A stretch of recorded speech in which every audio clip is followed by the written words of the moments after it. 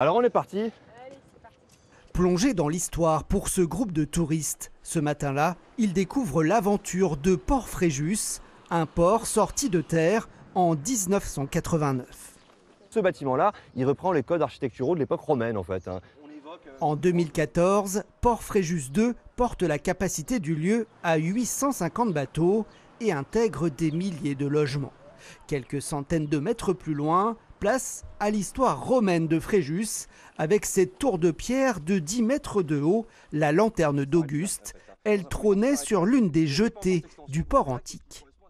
À l'époque romaine, ils n'ont pas les moyens techniques qu'on a aujourd'hui pour se déplacer dans les ports. Il faut pour éviter les obstacles, les récifs. Donc ils alignent des points d'alignement. Donc ce que vous avez derrière moi, ce qu'on appelle lanterne d'Auguste, mais qui n'est pas une lanterne, qui n'est pas un phare, c'est un point de repère qui permettait d'entrer directement dans le port, si vous voulez.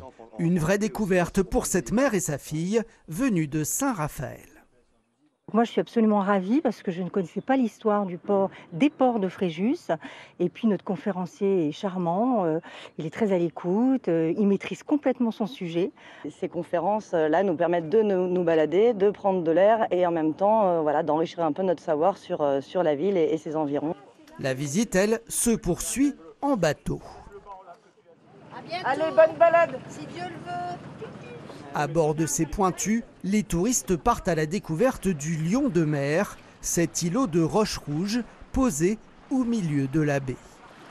C'est un spot de plongée très couru, ce lion de mer. Il est connu ici pour ça.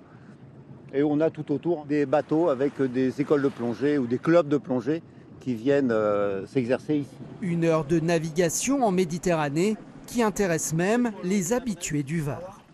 On est forcément attiré par la mer, donc là la jonction des deux avec l'explication du port et puis donc le Fréjus d'aujourd'hui donc en mer, donc je dis bravo. Cette balade historique entre terre et mer est proposée chaque mardi par l'Office du tourisme de Fréjus.